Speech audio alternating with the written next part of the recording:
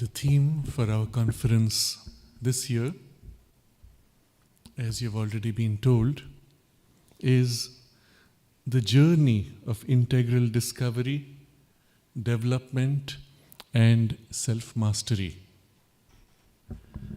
What I would like to share as an introduction to the theme itself and to the conference is a kind of a meditation, dwelling in thought, in deep thought, on the deeper sense of what this represents and why, therefore, this conference and the discussions and sharings and experiences are important.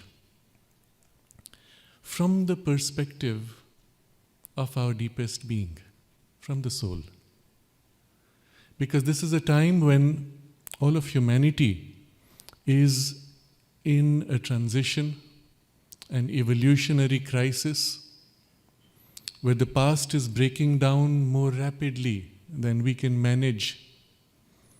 The future is shifting so rapidly that every year seems as if a disruptive event, unexpected, unplanned, incomprehensible.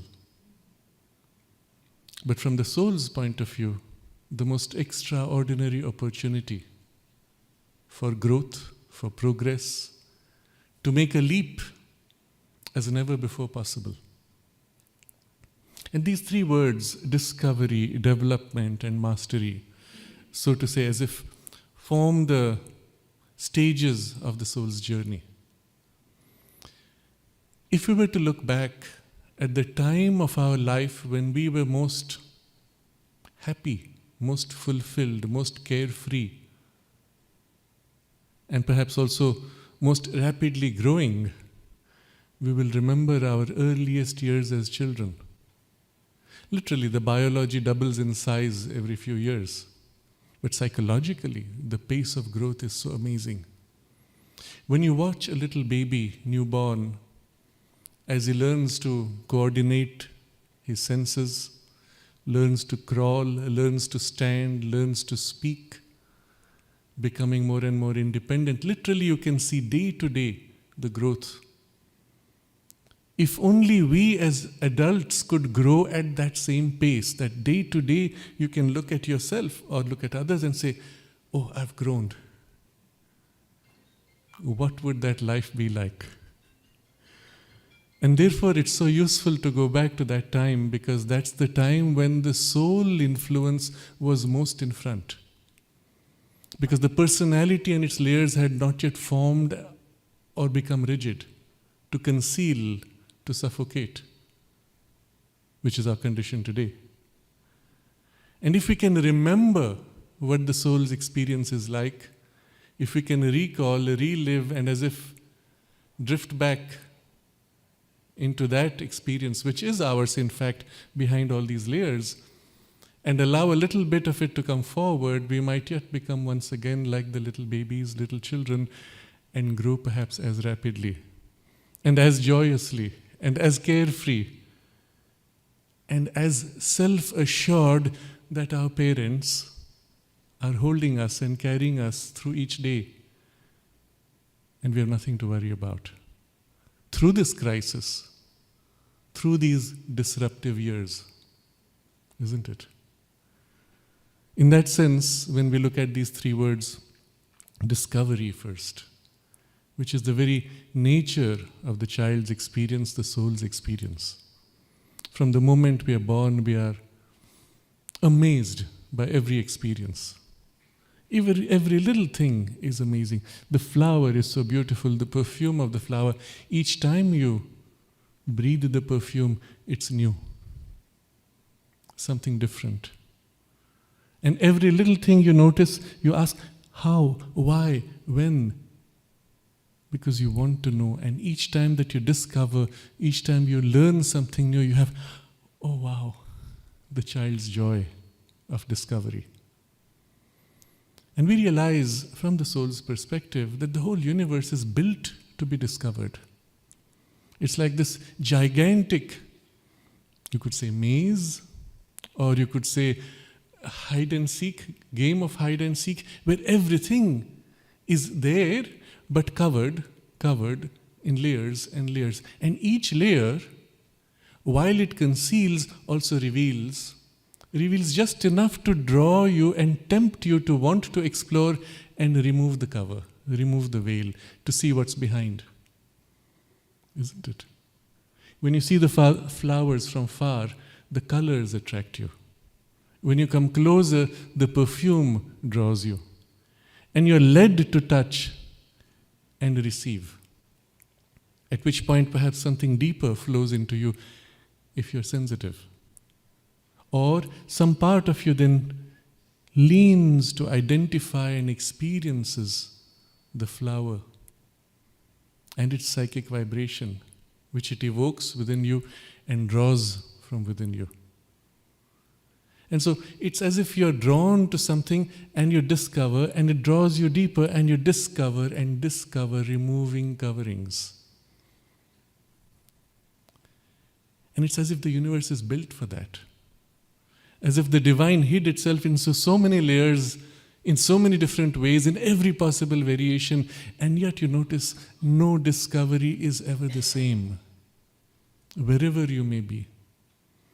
If you could recall all of the lives that you've been through across the last, thousands, perhaps millions of years, in every life it has been a new growth, a new discovery, isn't it? Nothing is ever repeated. And it's as if every person's viewpoint is somehow so uniquely distinct that you actually need to change bodies and switch viewpoints across cultures and civilizations, maybe across planets, to experience the world in so many different ways. So from the soul's point of view, this whole movement of discovery is perhaps the first movement of its joy and growth in knowledge. And every step of that growth is a burst of delight. And the interesting thing is, because the universe in its very essence is infinite and eternal, this movement of discovery is unending. And you could grow as much as you wanted, you would still have an infinity remaining. So from the soul's point of view, it seems as if this is the most wonderful puzzle, because it will never end and each step will be somehow greater than anything you could imagine. So this is our first movement in a multi-layered reality, multi-gradations of reality, and then we discover a deep interconnection in which everything is somehow related. And so our discovery widens, becomes more complex, more rich, heightens in gradations of consciousness. And at some point we realize that what we are discovering outside is perceivable because something inside us corresponds to it. Or rather, when you have the joy of discovering, something within you awakens which corresponds to that which you have just discovered. When you appreciate the beauty of the flower, something within you feels and knows that beauty and softness and tenderness and that psychic vibration. It awakens within you. Or you may say, because it was there within you, you were drawn to want to feel and reach out to the flower. So there's a correspondence of something happening inside you with what's happening outside you. And the more distant the call and the experience you have, the more deep it corresponds to within you. And so a double movement is seen, an external movement of discovery and an internal movement of discovery. And the two seem to correspond to each other. You observe someone's behavior and you don't understand why is he behaving this way. And then you experience the same situation and you behave the same way and you say, yes, now I understand. But the next time when someone behaves strange, you try to feel what they are feeling and you say, yes, now I understand. And then this time you have as if grown without needing to pass through the same experience. So an external discovery leads to an inner growth, and an inner growth opens or reveals layers and veils of further discovery outside. You realize that your inner world and the outer world are really corresponding to each other. And then something else happens, which is even more fascinating. You realize the inner world is far larger, far deeper, far more easily accessible than the outer. And so a shift begins. The process of discovery and the joy of discovery makes it that we are always children, even as we grow older, physically, biologically, maturity of psychologically, but still from the soul's point of view, we are always these children. But this transition now opens to us to the stage of this word development. We realize that as we discover things from the perception of knowledge, we move to an exercise of will. And this is very interesting because innately to the child, at first a passive phase of learning, absorbing, and when you've absorbed enough, the willpower begins to actualize itself. And now I begin to exercise, not only to want to discover more rapidly, but to utilize the discovery in ways in which I become a creator. And from the soul's perspective, this creativity is a participation in the divine creativity. If the whole universe was one gigantic divine work of art, or work of music, or work of architecture, whatever way you look at it, we too are participants in that creativity. And somehow we realize the deepest satisfaction is when we can create something which was not present before. To repeat what was there is a stage we go through as children. You look at a picture and you copy it. But to create your own image, your own music, to sing your own song, to create your own life and experience is the deeper sense of it, the deeper sense of this creativity. It's as if we become miniature participants, co-creators with the divine as children of the divine. And in that we discover we have also, corresponding to the circumstances outside, powers within us. We are as if drawing ourselves out like a flower blooming. We grow, revealing, discovering layers and layers of powers and capacities. And so the journey of life goes as if into a second phase in which we become young adults, young creators. And from then on, the rest of the journey of our life is really trying to grow in that sense. If we lose contact with the soul's influence, let us say, as happens inevitably at some stage or the other in our life, we tend to forget why we are doing this. And the surface parts of our nature, mind, emotions, desires, ambitions, or some fixed idea or obsessions, tend to determine the direction of this drive. Having done this, been there, done that, exhausted ourselves, the shock of life forces us to see, but why? What am I really looking for? I'm still not happy. I'm still not doing what I want to do. And what is it that I want to do? And this turning within creates another, or opens another dimension, that in the creativity in which we express ourselves, in the attempt to solve problems, in the attempt to create a world around us of comfort, secretly, behind it all, we are as if creating a miniature universe. A universe which would be a reflection of what we are within. You can look at it in many ways. At a very superficial, physical level, your home is your little universe, isn't it? When you come home from the struggle of life, you come back to rest in the world that is as if an extension of yourself, or as closely as you could make it. And if something is not right, if it's out of sync, you bring it back in sync with what it should represent. Or if you grow too much, you look at your home and say, oh yes, this all belongs to the past, no more interesting. You throw it out and replace it with what corresponds to you today. So your home becomes like a miniature universe expressing yourself, which if you could, you would want to extend into the whole universe. Your whole universe could be your home, right? But you can't, because it bangs against your neighbor's home and there's a boundary. Or it takes a more subtle form, a more refined form. You are now the artist, the musician, the architect, the creator of software, or whatever it is you're doing in your work, in your business. You're creating something which represents you and so gives you deep satisfaction, because you're as if expanding yourself, extending yourself. And this world of your creation is what you share with others. And to the extent that it serves them and nourishes them, it gives you great joy. And after a while, you begin to peek into their worlds. What's your world like? What's your experience like? And this overlapping of the little universes that we are begin to become a kind of a mutual nourishment. We grow, we develop, we help others develop through this mutual nourishment. And this blending of the universes, unifying, joining together, combining in various ways, makes for the richness of our, let's say, growing life of development. Just look at this present circumstance where we are seated in this beautiful hotel room.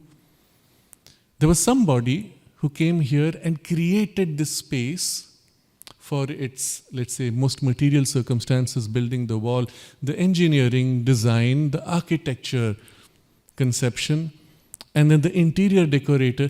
Each brought in their own sense of the universe that they wanted to express and blended it together, weaving it together to form this unique experience, which was perhaps orchestrated by the orchestra director of the person who's creating the hotel space.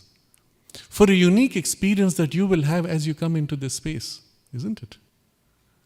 And then someone comes and creates the music, the sound circumstances, and the beauty of the aesthetics, and arranges the photographs to create an atmosphere. Each one as if externalizes their consciousness to form a kind of a universe of expression of yourself, blending with others, combining in a collective co-creative experience. And if you look at modern society, it's nothing but this raised to more and more complex levels. The difference, though, is not everyone is conscious of what they're expressing. Not everyone is consciously drawing out their deepest or highest gift of being in their becoming. And so we have sometimes collisions, conflicts, and chaos, disharmony of some kind.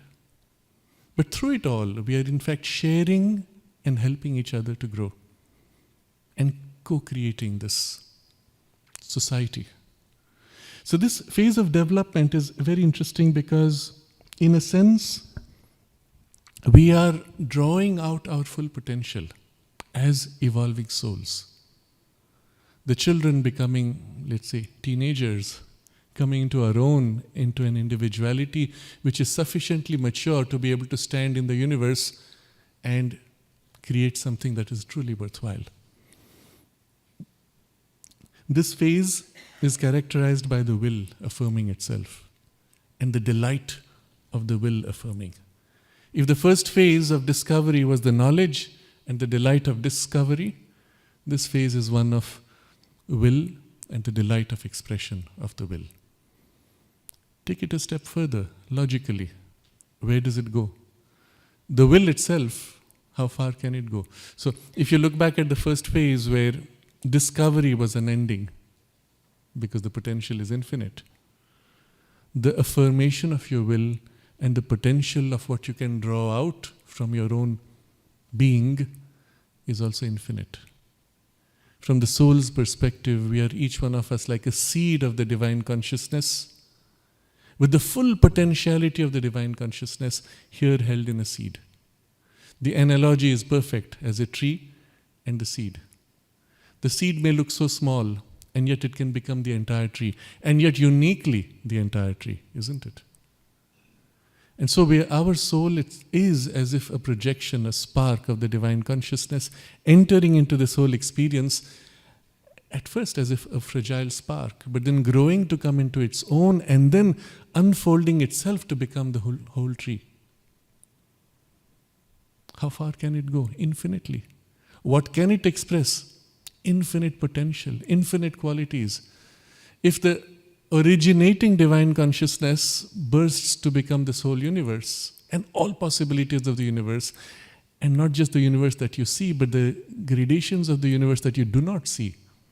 From a very physical point of view, if you look at the universe with eyes which are different from our limited human sight, a bird's eyes, a butterfly's eyes, or a snake's eyes, they can see into the infrared and the ultraviolet.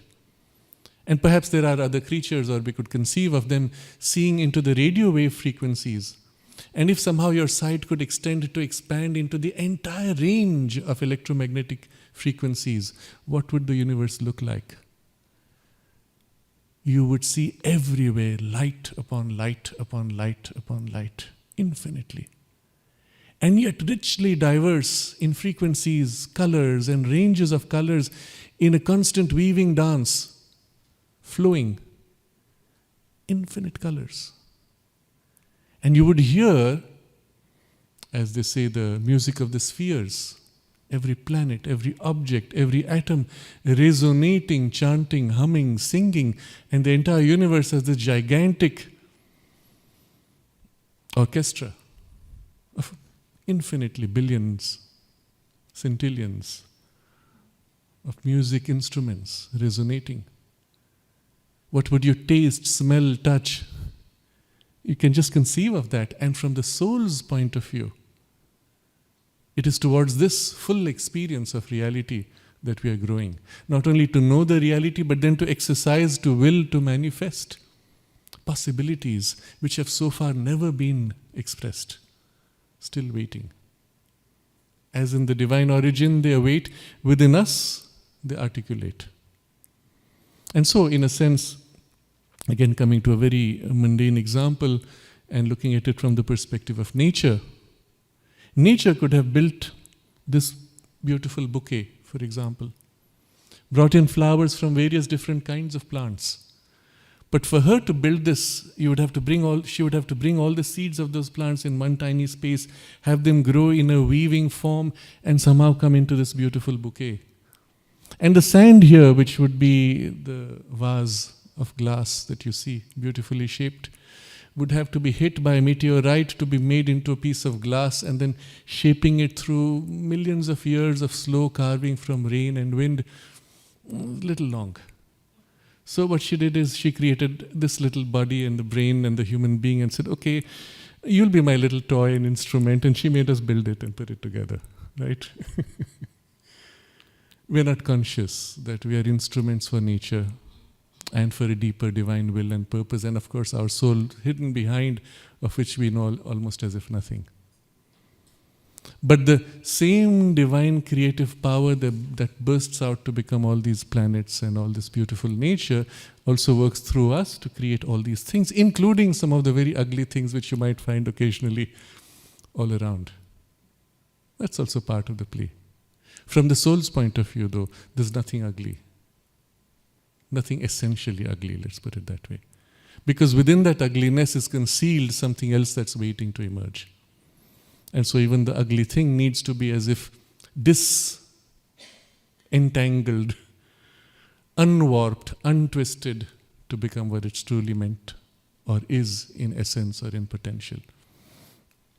So even though when we are not conscious of the soul's creative influence within us and we are creating things which may not be so perfect, it's still part of the divine creativity that's working through us, and through it all we grow, we develop.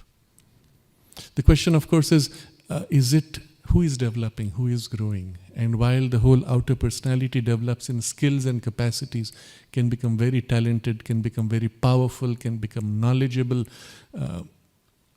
the soul within grows secretly, indirectly.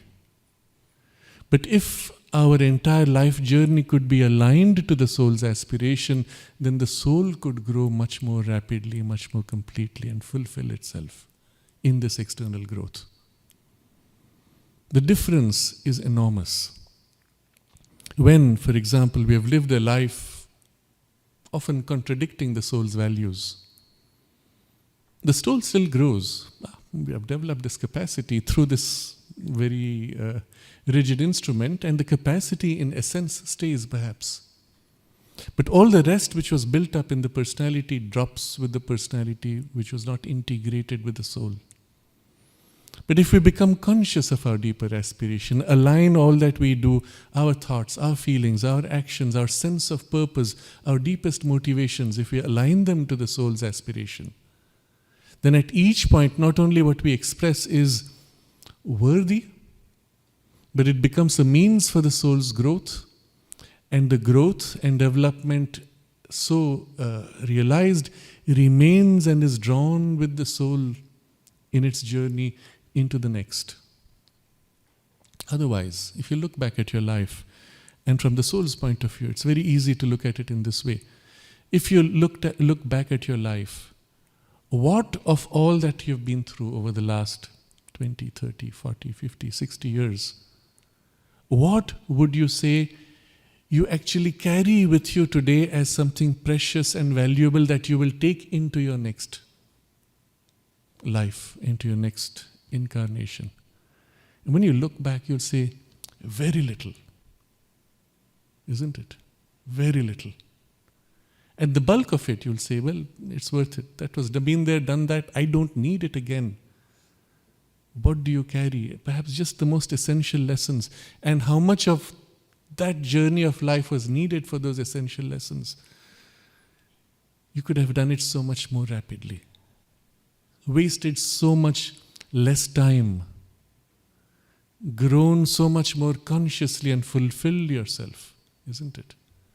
And it's possible to do that, and we can start that today, and we should. By becoming conscious of these deepest motivations that are an expression of our deepest aspiration and being, and align everything we do to that. We don't have to change anything we do externally. Simply bring it in alignment with that so that that expresses, that works, that drives. And then after a while, certain things may cease to be as important, other things may become more important. That's fine. But it'll happen naturally. You won't have to struggle. But each day then can become this rapid growth, and perhaps from that point when you make this shift, you look back and you say, yes, almost everything I've been through in the last 1 year is precious, or at least a much larger part of it is worthwhile to carry into the next, isn't it? And so this phase of development is extremely important, because as participants in this creation, we begin to change, we begin to manifest, we begin to fulfill the larger purpose of the cosmos and the divine will and our soul's being. Why was it necessary for us to be individualized? Well, for this participation. And the delight, not only of creating our own little universes and blending with others, but then sharing in a collective co-creation.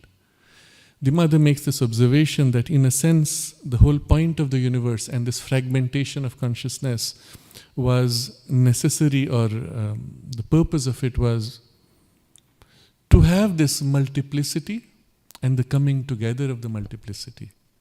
The reunion with the divine consciousness in the blissfulness of a union as distinct from the blissfulness of an identity. You could have stayed in the divine immersion. It's blissful, wonderful. Satchidananda. Great. But you separate, form, create, emerge, grow, perfect, and then when you rejoin with the whole and experience the whole from such a consciousness, this union with the divine consciousness is a bliss far more rich. But not only with the divine in the origin, but with the divine in each one. There's a very interesting aphorism of Sri Aurobindo. I am sorry I won't be able to quote it exactly, but it goes something like this. If you want to really appreciate the sense of the bliss of the soul's growth, he says, if honey could taste itself and taste each drop in the hive and the entire hive as a whole, such would be the sense of the bliss when we join, first discovering yourself, discovering the divine in others, and then enjoying the immersion in the totality of the divine presence. And you can see the sense of richness in this multi-layered, multifaceted delight. And so this whole phase of the development is full of possibilities and extraordinary joy. But towards what? What is the extreme? What is the limit? How far can it go? How far can your individual universe be expressed? And so that's where we come to the third term, which is the mastery. And this is where the whole journey moves towards its phase of perfection. We have in our mind's conception an idea that perfection is something you reach as an end. Now that I have become perfect, well, there's nothing else left to do. But remember, the universe is not built like that. The universe is this infinitely layered possibility, not only for discovery, but also for self-expression. So perfection is not an end, not a form, not a finishing line. Perfection is a state of alignment with the whole, in a perfection of harmony, we may say. But because the universe itself is growing unendingly, so too the perfection is growing unendingly. So to be in perfection is a state in which, well, we are aligned, let's say, to the divine will, if to use a different vocabulary, or the soul's truths, and we grow with that towards as if an absolute, towards as if a divine perfection. In a sense, you could say we never reach it. But that's not true either. Because there is such a consciousness in which you are one with the divine oneness, in a way in which you live in the divine perfection, but you can continue to grow. It is not a static perfection, it is an evolving perfection. But having reached that poise of that perfect consciousness, you no more have to struggle with the condition of division, ignorance, disharmony, conflict, chaos, etc. And it is this consciousness that Sri Aurobindo calls the supra-mental consciousness. And this is something so important to understand, because in a sense, all of the problems of humanity today are pointing us to this poise, this consciousness that we have to reach, in which you have the resolution of all conflicts, of all disharmonies, of all problems. Everything falls into place in a oneness, and yet it is not static, it is a growing expression of that consciousness. And so when we look back from the soul's perspective, all that we have described so far is wonderful, and yet not enough unless this foundation in the supramental consciousness can be realized. From which point, the Mother explains the evolutionary journey, which was so far a kind of an awakening from ignorance, from darkness, into consciousness, into light of completion of consciousness. The journey itself, so to say, reverses. Evolution does not end. But it's no more an emergence, now it is a manifestation. Where earlier we grew by expressing ourselves, now having reached this poise, we may say a consciousness of perfection, we begin to manifest the perfection more and more. And the manifestation goes all the way down to the most material parts of our being. Here comes another extremely important distinction that Sri Aurobindo insists upon. While the bulk of what you will find today as religions or philosophies or spiritual paths aim at a realization of some kind of a divine consciousness beyond, and however beautiful, perfect, ideal it may be, it stays beyond. You leave behind the world for what it is. Either you say, oh, it's a domain of suffering, or it's a temporary passage to some beatific heavenly domain, or it is a domain where you work out your karma in order to become free, or whatever the rationale, it remains as it is. And it misses the point of why we entered it. If the soul is truly free, there was nothing to compel it to go into an inferior poise of consciousness in order to just get out. It seems silly, pointless. We entered this because we want to bring that divine perfection here into this substance and make this world perfect, down to the most material, physical substance given to us as our body, isn't it? And so this sense of mastery and the perfection that is implied in mastery becomes as if the whole purpose of our life. All the rest, the discovery, the development, aims towards this. And to remind ourselves of this, to remind ourselves of why we are here in this most essential truth of it, is so important today. Because there have been phases in the past, sometimes periods spanning millennia, where just the joy of discovery was an end in itself, or just the sense of growth was good enough. But this is that time when none of these are good enough. We have to focus upon this new step in evolution, this new consciousness, for which the whole of our evolution has been preparing, and the leap that we are now required to take into this new consciousness. And we have to remind ourselves of this and orient everything we do in our lives to this. Because otherwise we've missed the point of this life. We've done that before. We have taken those long strolls wandering around and enjoying the growth and the joy of growth. But here is a time when you have to make a conscious leap. And it does not matter if you can complete it in this lifetime or not. That nature is preparing for this leap. And in nature's terms, a couple of 100 years is nothing in evolutionary terms. So maybe we will have to span it across 1 or 2 or 3 lives, doesn't matter. But what we do now will give us the basis on which we can continue in the next. And therefore, irrespective of whether we complete this transition in this lifetime or not, we have to do everything we can to grow towards this. And this is so important. We have to remind ourselves of this every day, if you can. This is why we are here. And you may call it by any name, and the ideal consciousness, the divine consciousness, the divine perfection, the supramental consciousness, Vijnanam. The term is not important, but what it represents as the next step in our evolution,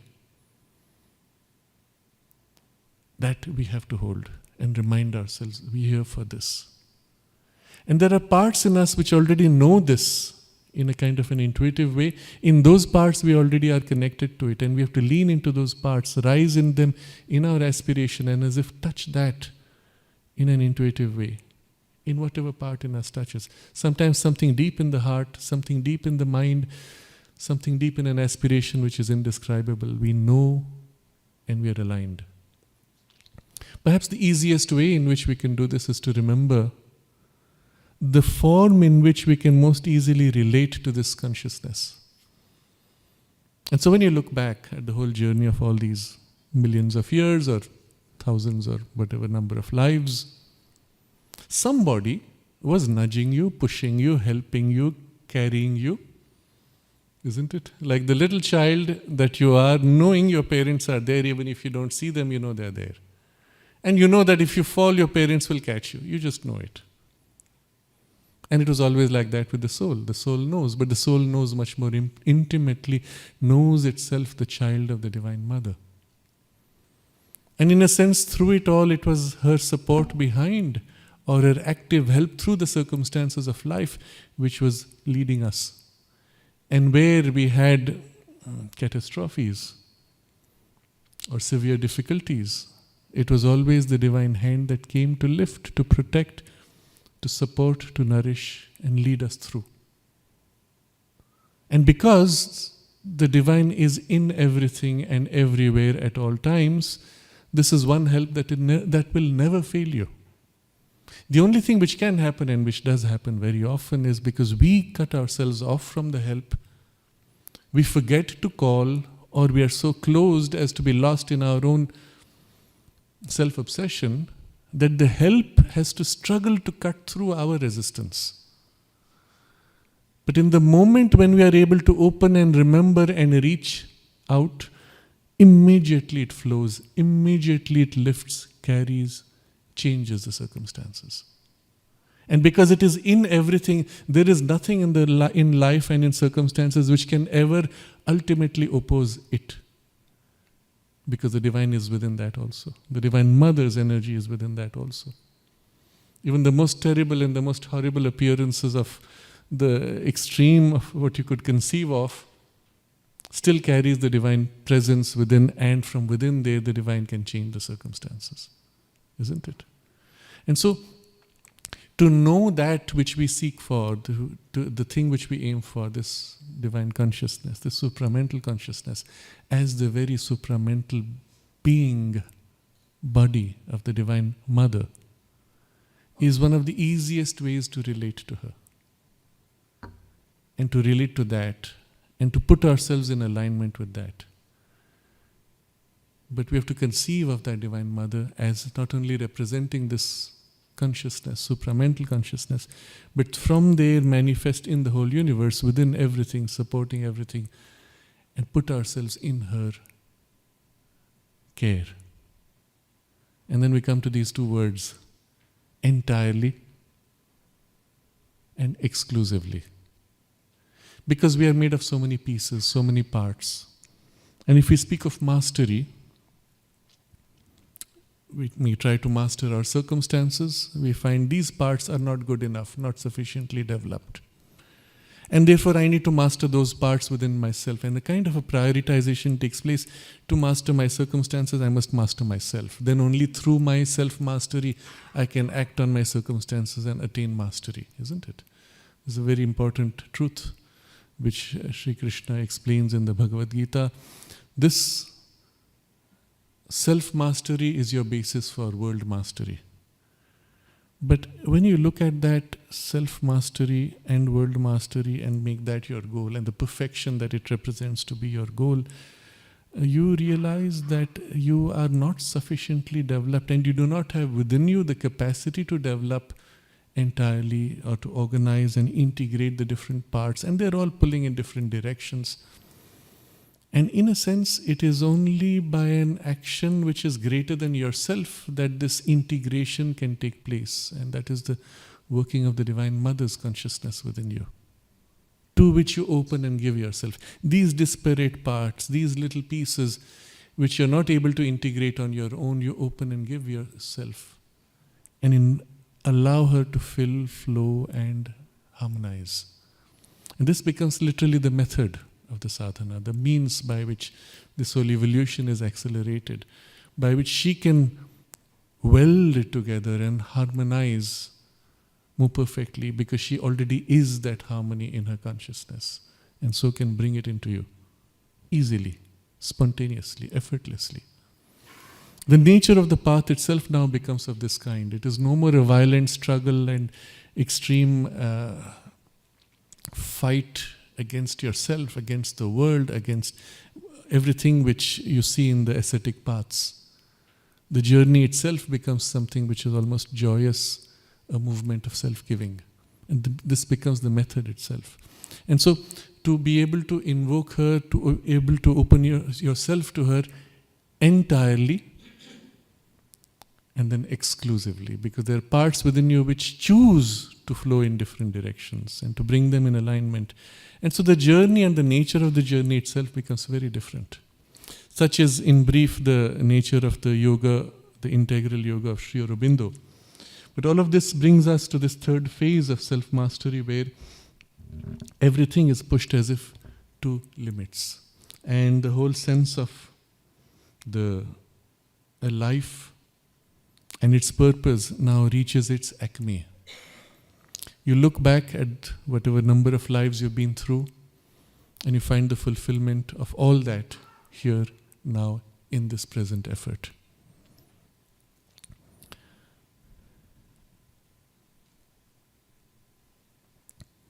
The title of our theme, therefore, you'll see each word is so important.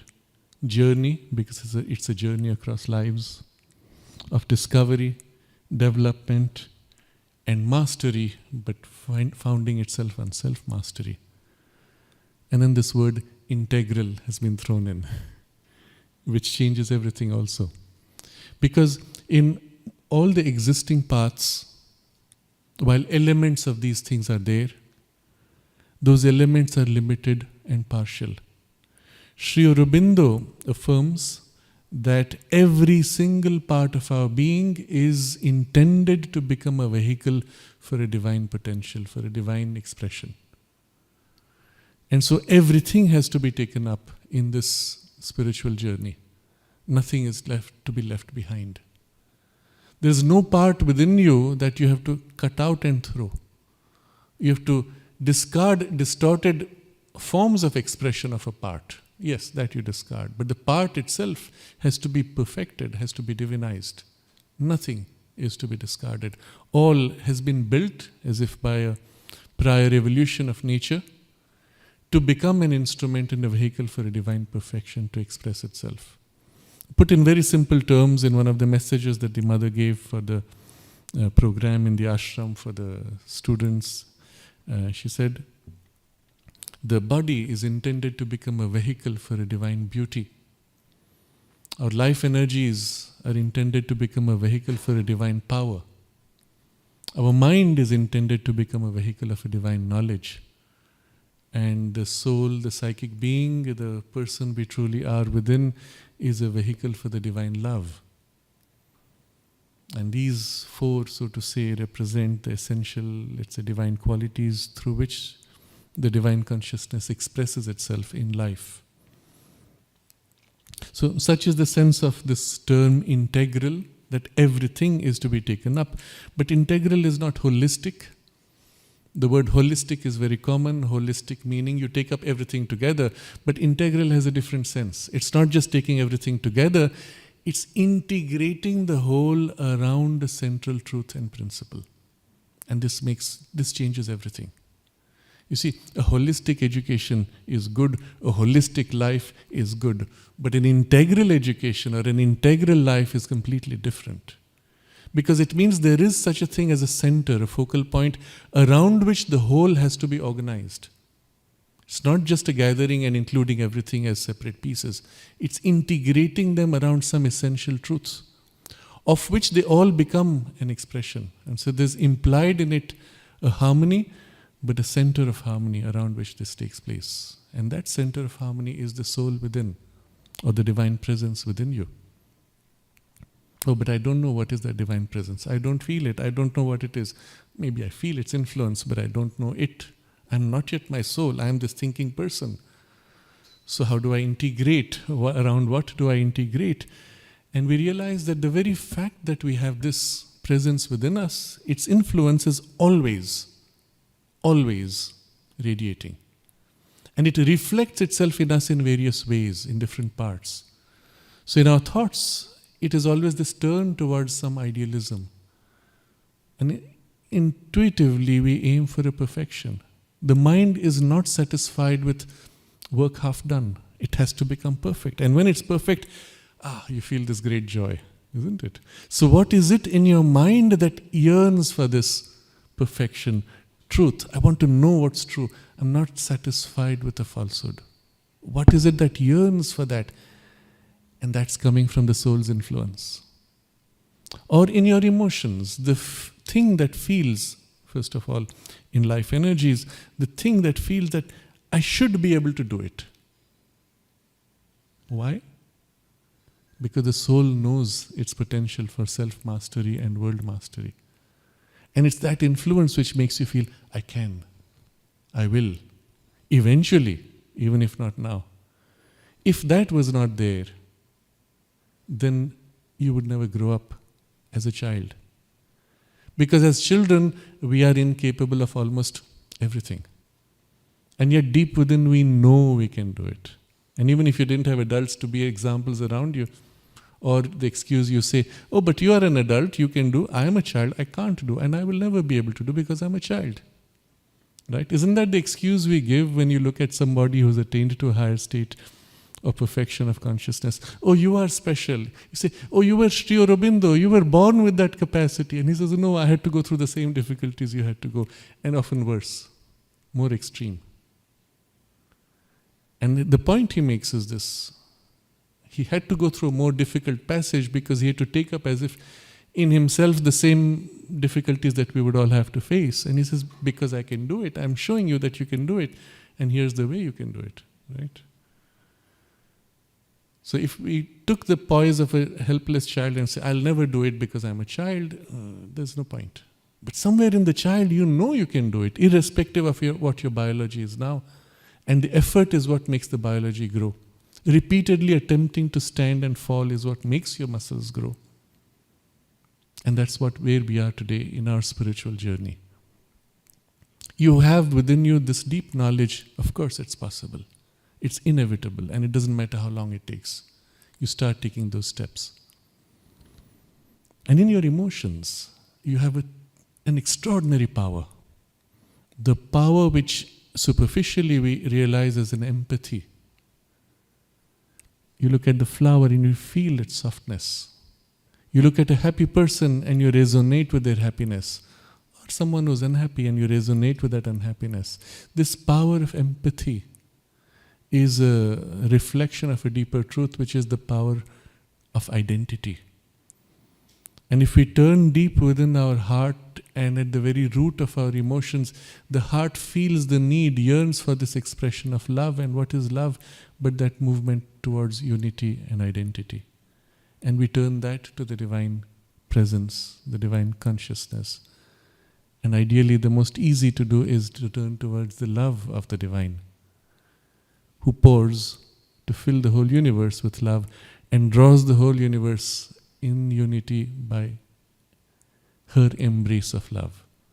And so our heart turns in love to meet the love pouring from the divine, and in that spontaneously is this joining, merging in identity, which becomes the thread, the link through which she fills us and through which we give ourselves. And so there are two natural focal points around which this integration of the integral term can be done. One is this part where we feel in our mind this yearning for the divine in knowledge, in an aspiration which is more mental, and we make that the focal point of our whole being, of our whole life. Or deep within, in this turn of the heart, self-giving in love, and we make that the focal point around which we organize our whole life. Practically, it takes a very simple form, or it can take a simple form, or as complex as you choose to make it, that everything you do, you refer to that center. Whatever be your natural center of awareness, whether in the heart's love or in the mind's yearning for perfection, you refer everything you do to that. Initially, you make an effort. Later, it becomes spontaneous. Because each time you align something to that, it becomes obvious. Yes, this feels right. Oh, that doesn't feel right. And you bring it in alignment until it becomes right. And each time you do that, there is this joy of discovery, which leads to the joy of growth, of development, and increasingly coming closer to the sense of perfection and spontaneity of that perfection. So the joy becomes your, let's say, addiction. Your deepest motivation is the joy of this alignment. Each time something falls in alignment, you say, yes, this feels right. I feel more complete. You're more integrated, aligned. The pieces which were disparate now fall into place. And there are ways you can do it. You can do it either frequently during the day, or you can do it once at the end of the day. That before you go to sleep, a very simple exercise. You look back at the whole day, review all that you have done in relation to the center that is your aspiration. You look at all that you did. Yes, this part doesn't feel right. That part, okay, that feels good. And when you find something doesn't feel right, you do the correction required to bring it in alignment. Sometimes it is a decision taken, well, you correct for it. Sometimes it is a behavior. I was nasty. I needn't have been. I could have done it differently. And you'll consider, how would you do it differently? What would you do or be that would be more truly you, better aligned to your soul's aspiration? And then take a step. Each time, one step, one step. And over a few days, over a few weeks, you find more and more of you falls into place. And what is interesting is initially you make an effort, but once it starts happening, it tends to happen more and more effortlessly. It's like a magnet now comes forward, and its magnetic field draws everything else to align with it effortlessly.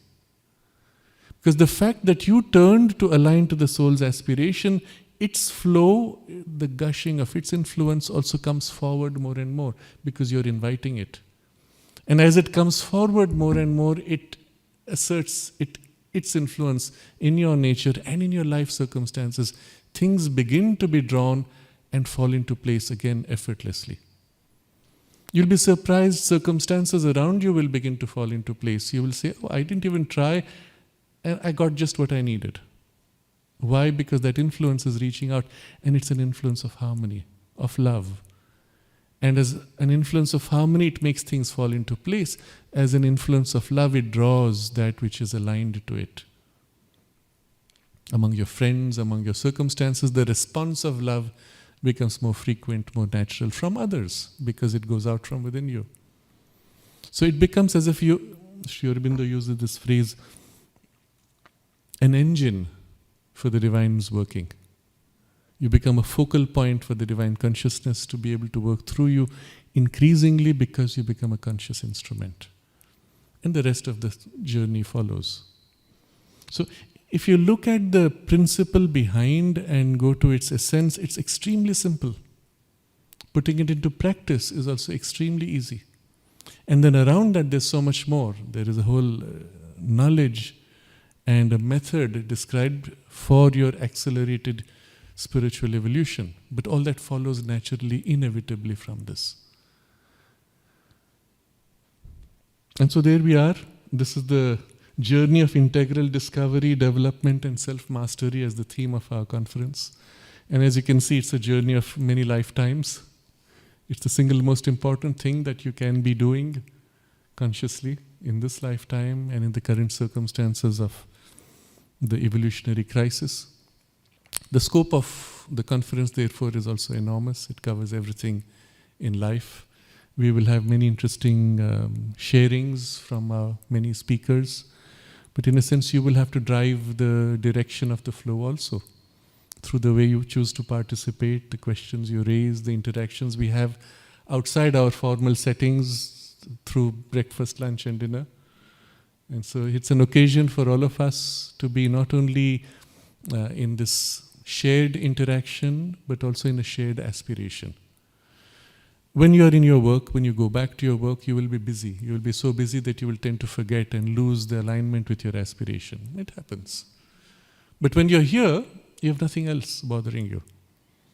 So it's also an occasion for a concentrated aspiration. And maybe this evening, when we have all come together, it can be a good start that we aspire together in a collective aspiration.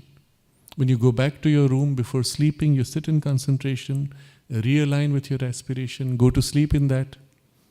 When you wake up in the morning, remind yourself of this deeper sense of purpose and the opportunity that you have in this life. Realign to the center of the aspiration. Do that repeatedly, again and again, through these days. And it will be a kind of an intensified, accelerated phase of deeper spiritual practice, so that when you go back, the rhythm will already have been set, and you'll go back with the new rhythm, and you won't lose it. So let's take these few days as an occasion for a conscious, concentrated spiritual practice, and then whatever happens in between will be that much more amplified because of the shift in our consciousness. I think that's all I had to share as a meditation on the theme. We can close with a short concentration in this inner shared aspiration. Invoking the Divine Mother, her love, and giving ourselves in love in an entire and exclusive self-giving.